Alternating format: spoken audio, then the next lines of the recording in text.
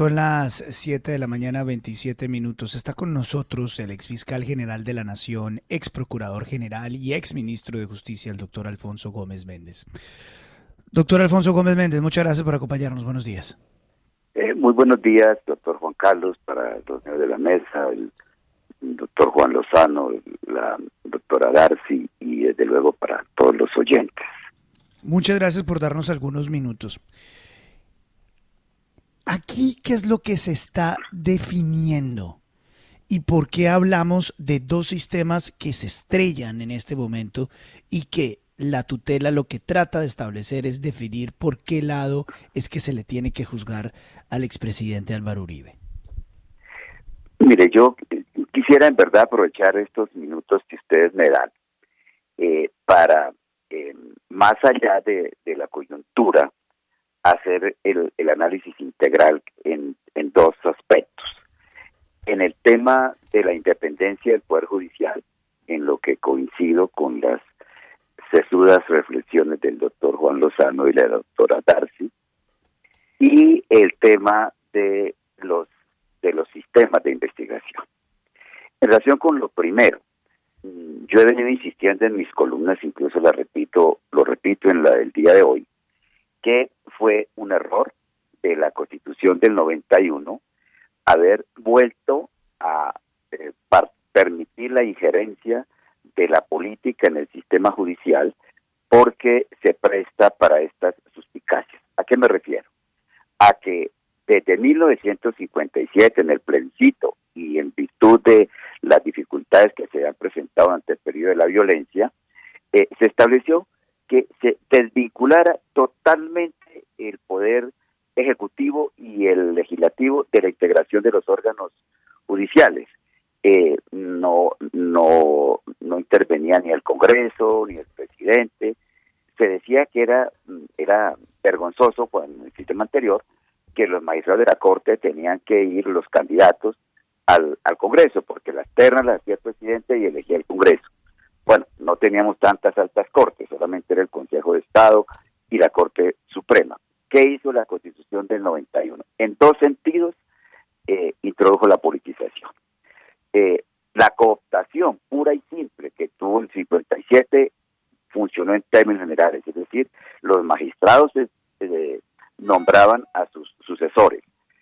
Aquí se estableció una cooptación restringida, en virtud de la cual es una corporación de origen político, como es el Consejo Superior de la Judicatura, tienen que ser nombrados por el Congreso, la que hace las ternas para magistrados. Entonces, ahí hubo unos vasos comunicantes. En relación con la Corte Constitucional, antes existió la Sala Constitucional de la Corte, que también funcionó bien, al interior de la Corte Suprema. Y entonces, la Corte Constitucional está integrada, como lo recordaban ahorita, por ternas que elaboran la Corte Suprema, el Consejo de Estado y el propio presidente de la República.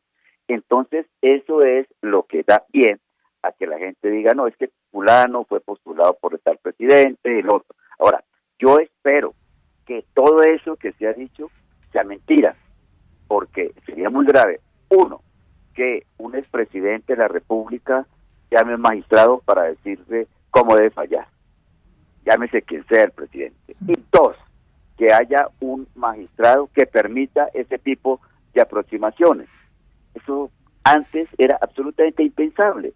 Recuerdo un episodio histórico cuando se iba a discutir la Asamblea Constituyente, la pequeña Constituyente López, en 1978, había un magistrado, Chepes Guerra, un gran magistrado, el papá de Juan Carlos, que era además el papá de Saturias Guerra, que era muy cercana al gobierno, y la gente decía, no, es que ese magistrado probablemente va a fallar en tal sentido. Vino Chepes Guerra y con su voto tumbó la reforma de López. Entonces, ese es un tema que habría que analizar en algún momento. Segundo, en cuanto a los sistemas, ¿qué pasó? En el 2004 introdujeron el sistema penal acusatorio. No voy a hablar ahorita sobre las reflexiones que yo he hecho a propósito de eso, pero ¿de qué voy a hablar? De que ese sistema acusatorio quedó a medias, porque se hizo para unos procesados y no para otros, entre otras, a los llamados aforados, es decir, los magistrados de la Corte, fundamentalmente los gobernadores, los ministros. Respecto de esos, no se estableció el sistema acusatorio y siguió rigiendo la ley 600. Primer problema, que es lo que supone la justaposición de los dos sistemas en el tiempo. Aún en el año 2018, cuando el acto legislativo creó la sala de instrucción y de juzgamiento para la primera instancia, ahí mismo se volvió a revivir la ley 600. No se dijo que en esos casos se aplicaría el sistema acusatorio. Entonces la ley 600 del 2000, quiero decir que yo impuse como fiscal, sigue rigiendo para algunos casos. Y finalmente, el tema de los aforados. El hecho de si una persona que goza de un fuero puede renunciar a él o no. Ahí tenemos que pensar en alguna definición, un momento, que se diga el aforado no puede renunciar, pero como ahorita, hasta ahora, no está prohibido, entonces viene la decisión qué pasa con ese aforado. Ya la Corte en una época, en el curso de menos de 6 meses, cambió, la Corte Suprema anterior, quiero decir, cambió si se conservaba o no se conservaba el fuero. Entonces, en el caso actual, yo creo que el expresidente Uribe primero estaba en su derecho de renunciar porque la Constitución se lo permite. Ahora, al renunciar al fuero, entonces cambia el sistema, no debería ser así, pero cambia el sistema. Claro. Entonces se pasa a las normas del sistema penal acusatorio. Yo sí creo, desde el punto de vista formal, que la indagatoria no es equivalente a la audiencia de imputación, y que en consecuencia, si hay un cambio de procedimiento, de legislación aplicable, pues esa legislación se debería aplicar integralmente. Pero claro, todo esto como está matizado por el tema político, entonces fíjense que la discusión no la plantean en términos de si prevalece el sistema acusatorio o el sistema inquisitivo, sino sobre si se favorece o no se favorece a Uribe, consecuencia de todo esto que les acabo de indicar. Muy clara la explicación, doctor Gómez Méndez. Con los buenos días le saluda William Calderón. William, buenos días. Y justamente ese es el tema de fondo, doctor Gómez Méndez. Usted planteó el deber ser, así debería ser, pero en el caso del expresidente Uribe, un caso que mueve tantas pasiones políticas, la pregunta que se hace el país o gran parte del país es ¿qué tanto influye la ideología y el origen político de estos magistrados que van a definir el futuro legal del expresidente Uribe? ¿Eso de alguna manera incide al momento de tomar la determinación de la tutela?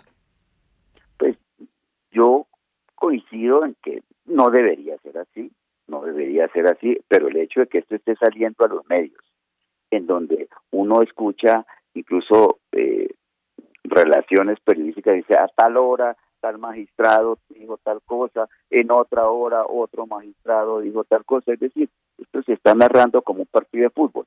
Entonces, no debería ser así, y por lo mismo que les acabo de decir, yo creo que los primeros que deberían salir a protestar hoy sería, o en estos días los magistrados, es a decir, no señor, a mí no me ha llamado ningún expresidente, y si hubiera llamado un expresidente, pues lo hubiera puesto en evidencia frente a la opinión, porque es que eso es lo que no puede haber, esa mezcla entre justicia y política, y por eso el debate debería hacerse en frío, pero en frío allá al interior de la sala, y coincido con el doctor Juan Lozano. Pues yo tengo una opinión, que la que les acabo de expresar, pero hay otros juristas y que tienen otra opinión, pero que entonces eso se debata ya al interior y no al exterior. Exfiscal Alfonso Gómez Méndez, buenos días. Mire, por supuesto, esta no es la primera vez que pasa. Siempre que hay una decisión importante en la Corte Constitucional o en la Corte Suprema o en el Consejo de Estado, pues esto sale antes a la opinión pública, se discute, todo el mundo dice lo que piensa, hay cábalas, se filtran las ponencias. No es un asunto que esté ocurriendo por primera vez, pero vámonos al fondo del asunto y a los argumentos que hay al interior de la Corte. Hay quienes tienen la argumentación que usted nos acaba de exponer y hay otros que dicen: esta no es la instancia, la Corte Suprema, la Corte Constitucional no lo es. Esto fue una tutela que se debió haber recurrido ante la Corte Suprema de Justicia. Y ahí es donde se debió tomar esa decisión, o por lo menos se debió haber quemado esa instancia antes de llegar a la Corte Constitucional. ¿Usted qué opina? Yo no conozco, desde luego, las interioridades del proceso, pero esa puede ser también una interpretación desde el punto de vista de que se diga que no se agotaron, como la tutela es subsidiaria, que ha debido agotarse una etapa previa. Pero vuelvo y repito, eso puede ser válido si lo plantean. Yo no lo conozco porque no sé si eso fue así, pero puede ser una salida también de la Corte Constitucional si es que las cosas se dieron como usted les plantea. Doctor Alfonso, buenos días. Lo saluda Juan Lozano.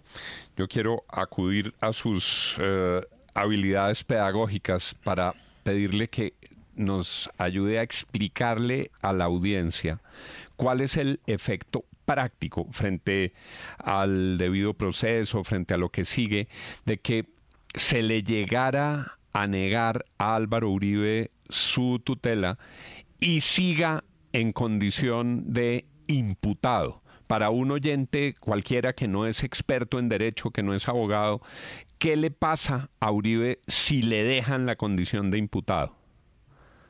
Pues si eso ocurre, el proceso continúa como está, como está hoy, que quiere decir que la Fiscalía no puede per se precluir la investigación, como si estaba en la Ley 600, sino que tiene que pedirle permiso al juez, como lo está haciendo. Entonces, el proceso continuaría así.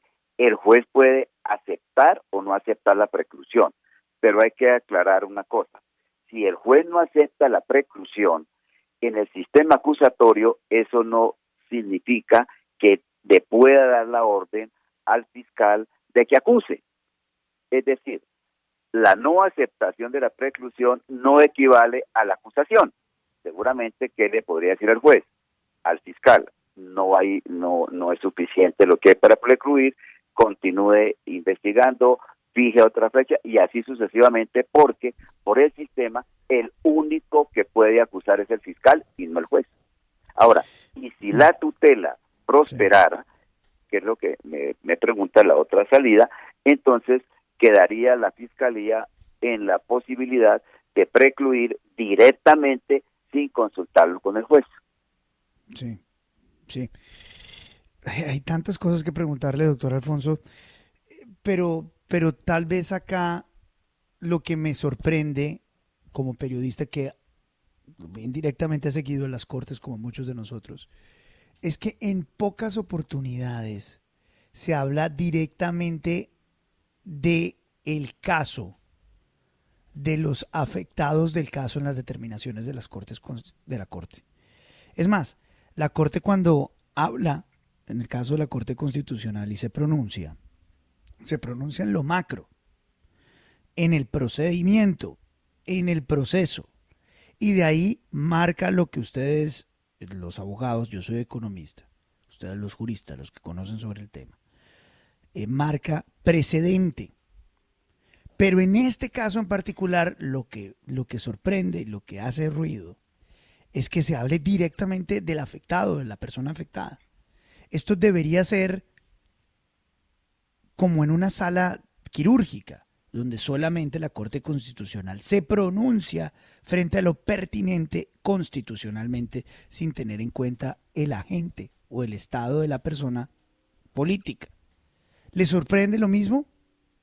Sí, lo que pasa es que, claro, hay procesos judiciales con incidencias políticas. Lo mismo cuando se planteó el tema de la reelección, y esto pasa siempre que se procesa a algún personaje con figuración política o económica, pero en un sistema ideal los jueces deberían estar alejados incluso de presiones mediáticas.